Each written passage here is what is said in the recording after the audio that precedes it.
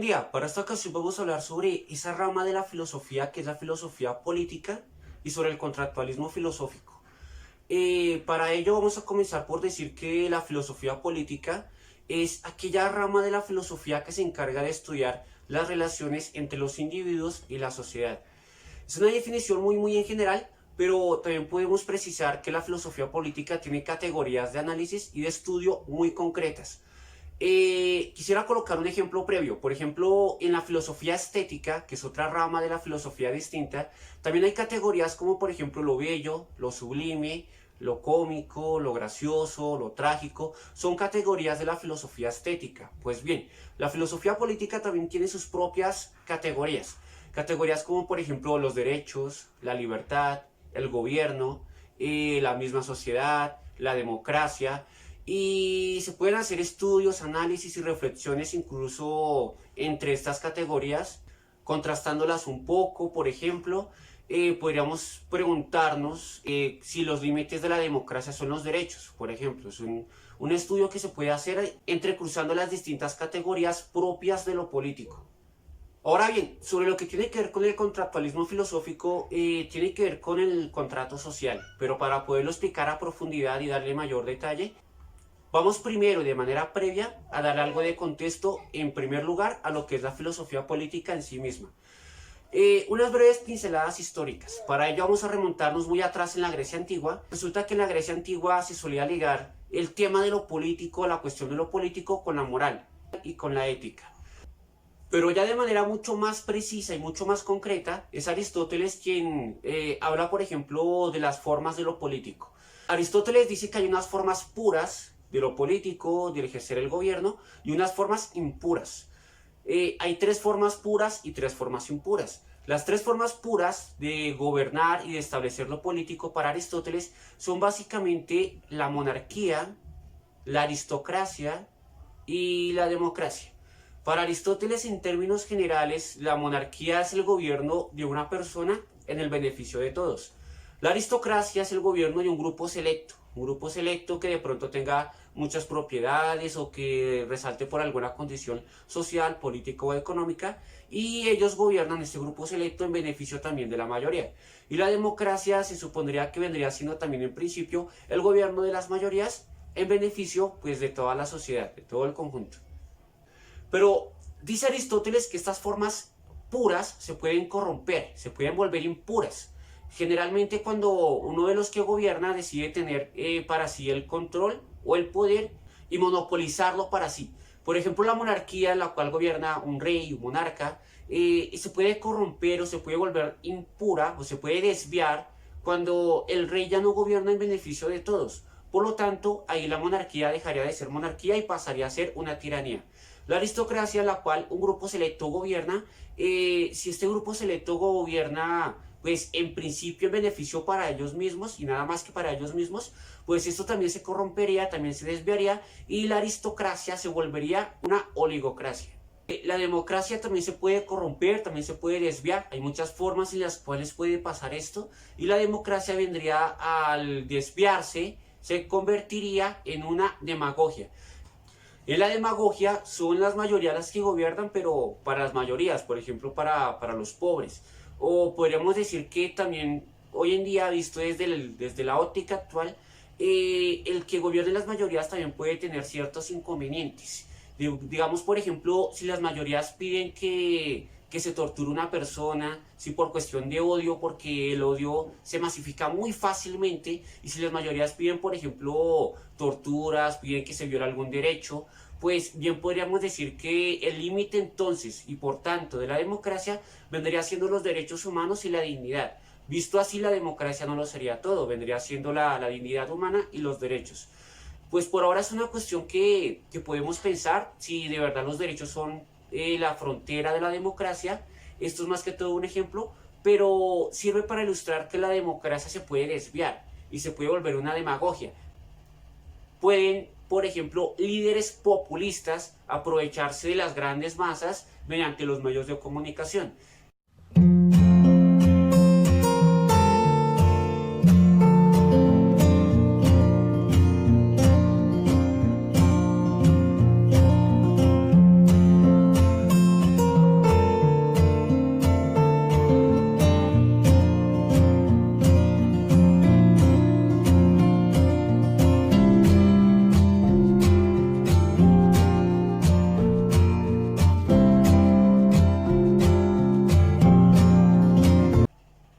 Eso en cuanto a lo que tiene que ver con Aristóteles, porque luego, más adelante en el tiempo, ya abandonando la Grecia clásica, nos encontramos en la filosofía romana, en el tiempo de la Roma antigua. Y en el tiempo del Imperio Romano destaca un filósofo como por ejemplo Polibio. Polibio destaca las tres formas de gobierno de Aristóteles: la monarquía, que recuerden que su forma impura es la tiranía; la aristocracia, que su forma impura es la oligocracia; y la democracia, cuya forma impura que es la demagogia. Pues Polibio dice que lo ideal sería que existiera un sistema de pesos y contrapesos, para que cada forma de gobierno tenga su propia institución, su propia representación, y esto ayudaría a que uno no esté muy por encima del otro, y ese sistema de pesos y contrapesos pueda ayudar a balancear los distintos intereses. Por lo tanto, para Polibio, de la monarquía debería salir el consulado, de la monarquía debería salir el consulado, y pues el monarca tiene su representación en el consulado. De la aristocracia saldría el senado, y pues ahí estaría la representación de los senadores, de los aristócratas en los senadores. Y de la democracia deberían salir los comicios populares. Sigue avanzando la historia, pasamos toda la Edad Media, en la cual pues el problema político también era problema religioso en la Europa de la Edad Media, en la cual se intentaba conciliar la fe y la razón. Y pues la Biblia era la fuente de la cual se extraían muchos postulados políticos, como por ejemplo que el rey era quien gobernaba por mandato divino, de modo que las cosas se interpretaban desde lo divino y desde lo religioso. Pero ya terminando lo que tiene que ver con el sistema feudal y con esta época de la Edad Media, comienza a haber un giro, comienza a surgir el humanismo, comienza a surgir el antropocentrismo, y podemos mencionar por ejemplo la figura de Nicolás Maquiavelo, quien es famoso porque Nicolás Maquiavelo en filosofía política es el primero que, con un sistema y con un libro de gran renombre como lo es por ejemplo El Príncipe, separa la moral y la ética de lo político. Si lo recuerdan, había dicho al inicio que en la Grecia antigua lo político estaba muy ligado a lo moral y a lo ético. Pues Maquiavelo lo separa radicalmente. Y Maquiavelo dice que, bueno, tiene una frase muy famosa, y dicha frase es que el fin justifica los medios. De modo que para Maquiavelo no importa qué medio tener con tal de lograr un fin, como por ejemplo la seguridad del Estado. De modo que más o menos desde Maquiavelo se habla también del concepto de razones de Estado. De modo que por razones de Estado se puede, bueno, por ejemplo, violentar la dignidad humana, que hoy en día sabemos que no debería ser así, bajo ninguna perspectiva, bajo ninguna circunstancia y bajo ninguna justificación. De hecho, si tenemos como límite lo que es el discurso de los derechos humanos, hoy en día podemos decir que bajo ninguna circunstancia, sobre todo cuando se afectan los derechos, los medios justifican el fin. No podemos emplear cualquier medio con tal de lograr un fin. Siempre tiene que respetarse en primer lugar lo que son los derechos humanos. Pero no es el Maquiavelo en quien quiero profundizar en sí. Los dos filósofos en los cuales quiero profundizar son denominados filósofos contractualistas. Y pues bien, aquí pues sí hablamos del contractualismo filosófico. Si se fijan, contractualismo viene del término contrato, de modo que tiene que ver con un contrato. ¿Un contrato qué es? Un contrato es un pacto entre dos o más personas. De modo que la filosofía contractualista se basa en un pacto básico. Un pacto, un contrato básico entre los distintos miembros de una sociedad, a fin de que cada uno renuncie un poco de su libertad para que pueda haber una institución superior que gobierne. Los dos filósofos contractualistas a los cuales quiero hacer mención son Thomas Hobbes y Jean-Jacques Rousseau. De modo que vamos a hablar de Hobbes y de Rousseau. Hobbes tiene un libro, su libro principal es el Leviatán. Y tanto Hobbes como Rousseau acuñan el término, utilizan el término o el concepto de estado de naturaleza. Este concepto de estado de naturaleza va a ser clave en la filosofía contractualista moderna. De modo que, por ejemplo, Hobbes dice que el estado de naturaleza es un estado en el cual podemos imaginar a los seres humanos sin ningún tipo de norma, de regla, de institución, sin los parámetros sociales que usualmente tenemos en la sociedad de hoy en día.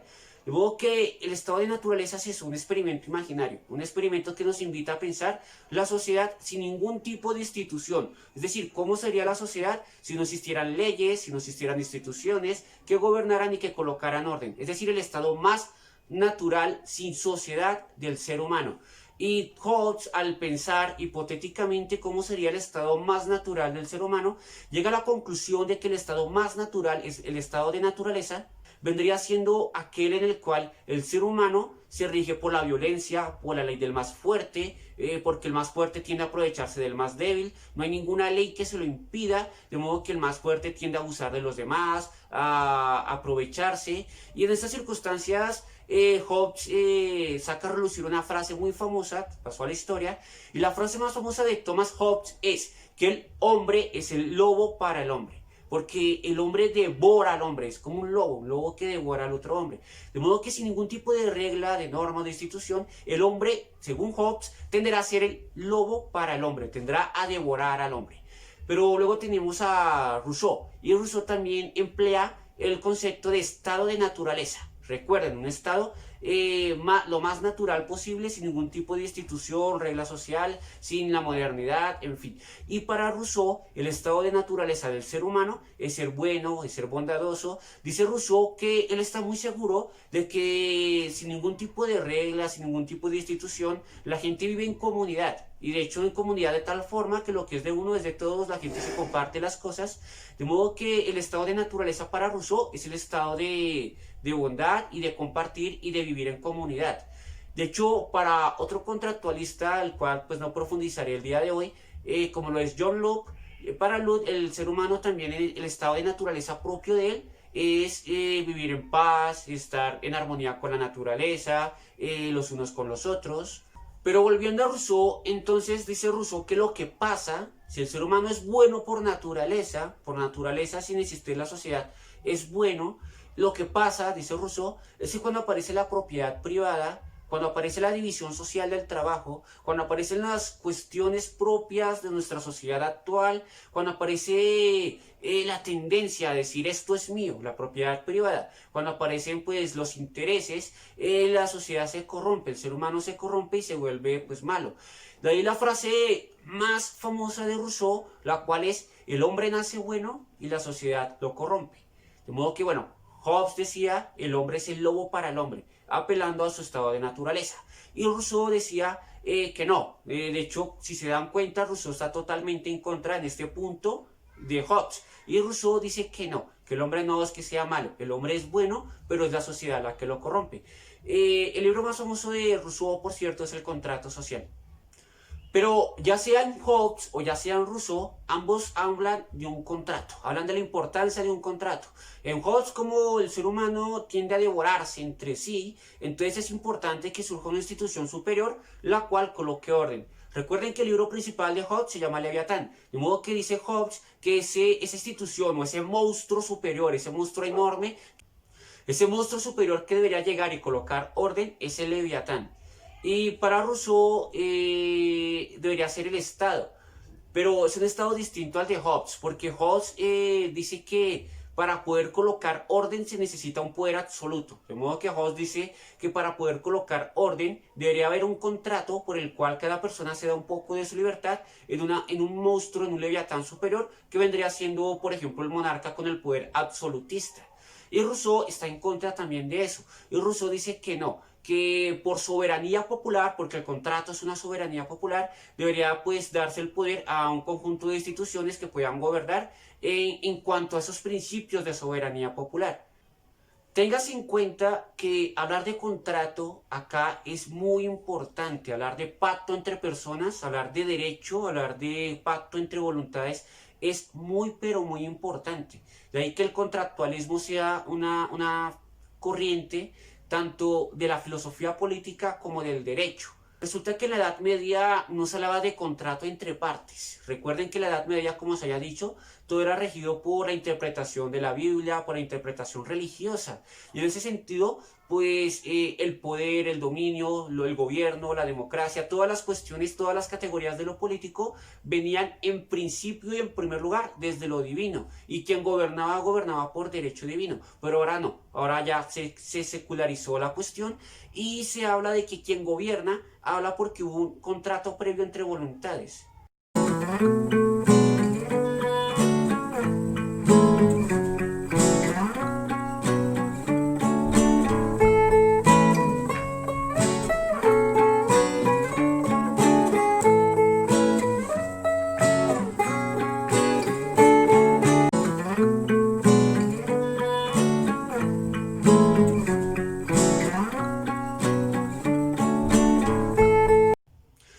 Claro que ahí también están los intereses de los burgueses, de que exista propiedad privada, de que se puedan establecer pactos entre personas a fin de que el comercio pueda movilizarse incluso un poco más, pero bueno, eso ya es otra cuestión.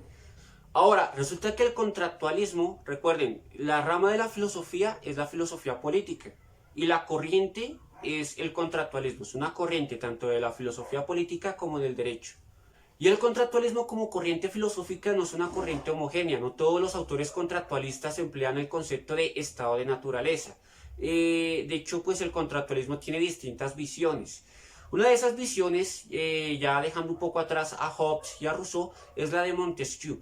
Montesquieu hoy en día es considerado el padre de la teoría de la división de los poderes. De modo que Montesquieu habla de la importancia de dividir los poderes, un poder ejecutivo, legislativo, judicial, de pronto como el que tenemos hoy en día, de pronto no lo pintaba tal cual de esa forma, pero los poderes que tenemos hoy en día, por ejemplo en Colombia, vienen de la teoría de la división de los poderes de Montesquieu.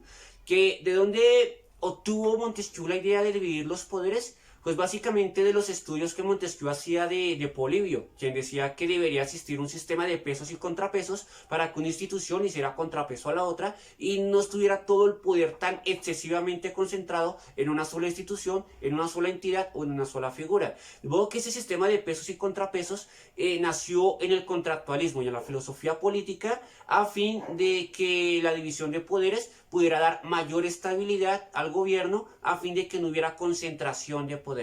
De ahí la importancia de que, por ejemplo, para la Colombia de hoy en día, hablemos de que tiene que respetarse la división de los poderes, de que las cortes puedan operar de manera autónoma, de manera sin estar influida por otras instituciones, que la fiscalía esté, digamos, actuando por su propia vía, de manera autónoma, responsable, por aparte del gobierno, no solo la fiscalía, también la Contraloría, todas las instituciones principalmente de control, de modo que haya una plena división de poderes para que haya un sistema de pesos y contrapesos y el poder no esté excesivamente concentrado. Eso muy a grandes rasgos en cuanto a lo que tiene que ver con Montesquieu.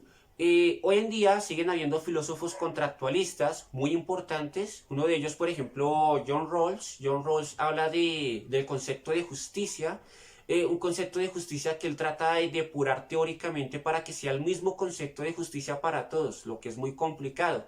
De modo que John Rawls dice que debería haber un velo de ignorancia en el cual pues las personas podamos imaginarnos también como el estado de naturaleza, un experimento imaginario, en el cual todas las personas nos imaginemos sin nuestras profesiones, sin nuestras preferencias, sin todo lo que nos ha ido construyendo la sociedad. Y sin todas estas preferencias, que entre todos pudiéramos dialogar, tipo democracia deliberativa, ¿cuál sería el mejor tipo de justicia para todos? ¿Cuál podría ser? Bueno, esa es una reflexión que podríamos hacer para un próximo video, llevados por John Rawls. Y bueno, por lo pronto pues espero este pequeño resumen haya servido. No olvidar, bueno, filosofía política, rama de la filosofía, contractualismo como una corriente. Y bueno, ha sido un gusto hablar de este tema. Un abrazo gigante y nos vemos en una próxima.